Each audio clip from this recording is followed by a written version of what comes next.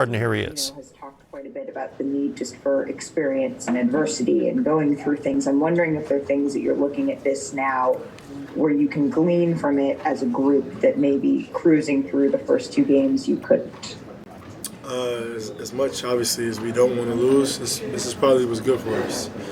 Just because, especially in the last game, game 2, we played so well that just a reminder that things aren't going to be so easy. And, as much as we wanted to come here and get a win tonight, now we got to lock back in and watch some film and continue to get better. Still, this is our 10th game together. So we still got a lot of learning, as far as amongst each other individually we got to do. But I think just watch film and continue to get better. I think every single day we get better, whether we're playing a game or tomorrow we're watching film and preparing ourselves mentally. Alex Schiffer, The Athletic. Hey, James. Obviously, you guys had that hot start. It was 19-4, 19-5, whatever it was, and then they rallied towards the end of the first quarter. Is that just them getting hot, or was there something you guys went away from early, that was present early on to let them back in like that? We stopped guarding. I mean, we stopped guarding. Teams are going to shoot the ball and get hot. So we have to keep our foot pressed down, especially defensively. Early in the game, we had the energy, we had the juice. We gave them confidence, and they made shots. To give them credit, so we can't allow that to happen.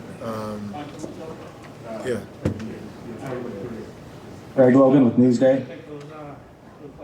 James, there was a lot of attention paid to Kyrie's return coming back up here and talks about the nature of the fan jeering and so on, and we saw some of that tonight. Was just that circus type of atmosphere any sort of distraction for you guys tonight? And do you think you benefit by getting this one in the rearview mirror? Not one bit of distraction. That wasn't something that even crossed our minds. We just we gotta play better as a unit, and we will game 4. And this thing isn't gonna get easy for us. It's gonna be difficult. We expect that. Next game, I'm sure it's going to be a lot more fans. So we got to take up on the challenge of being detailed on our coverages on both ends and whatever we got to do. And just take it possession by possession. When we get leads like that, we got to be even more locked in, be even more detailed. We let them line up threes, let them line up shots, and they made them tonight. Christian Winfield, New York Daily News. Hey, James. I think Tristan Thompson had 9 offensive rebounds. Is there anything you guys can do for the next game going forward to kind of try to get a handle on that? Yeah, I think just initially, our initial defense, with our pick and roll is very, very key. That way we got a body on the body, and then we're able to keep him off the glass. But that's what he does. That's how he impacts the game. Back to Malika Andrews. James, you mentioned stopping guarding. I'm just wondering if this game, these last couple of games, have given you any sort of better barometer of exactly where this team needs to be defensively in order to get to where you want to go. It's simple for us. It's the things that we preach, the film that we watch. Tonight we just didn't have enough of it. We didn't do it consistently. We had spurts of it, but we have to do it consistently, especially in the postseason. So.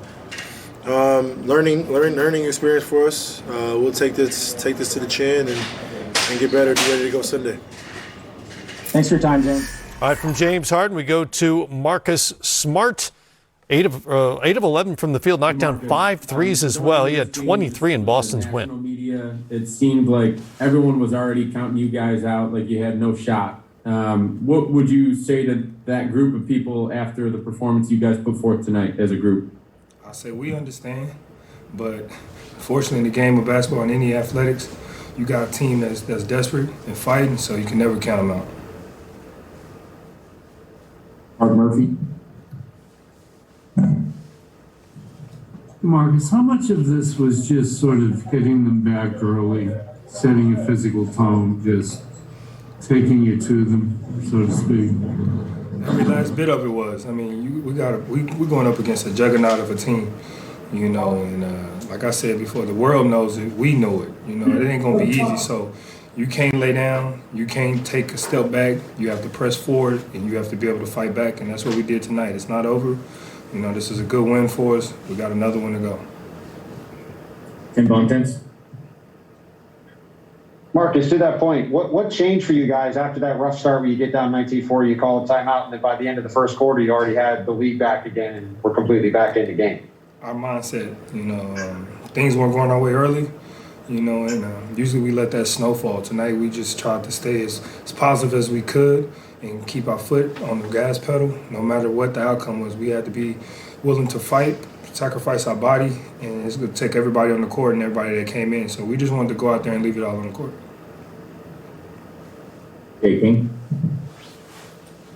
Marcus, you've seen Jayson have some pretty big games, obviously, but this one with you guys down 2-0, with Harden and Durant playing the way they did, what impressed you most about his 50-point outing? The way he was locked in, his mentality, attack, and just keep going. No matter what the outcome was going for him, the whistle, whatever you want to call it. His play, he never let it deter him. If he was scoring the ball or not. On the defensive end, if they were scoring, KD went on a barrage of shots, James Harden. And, he did a good job of coming back, answering, and just staying in attack mode. John Corrales. Marcus, you just mentioned it a minute ago there. In the past, you haven't been able to show that resilience. That's been a topic earlier this season. What's different? What made tonight different that when they made that run in the first or when they retook the lead in the third that you guys were able to respond this time? It's the playoffs. We got no choice. It's a win to go home. So, we weren't ready to go down 3-0. And we had to change our mindsets. Jared Weiss.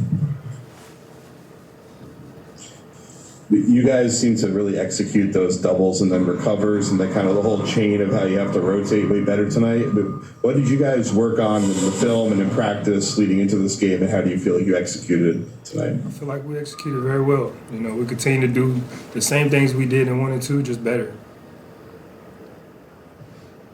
Brian Robb.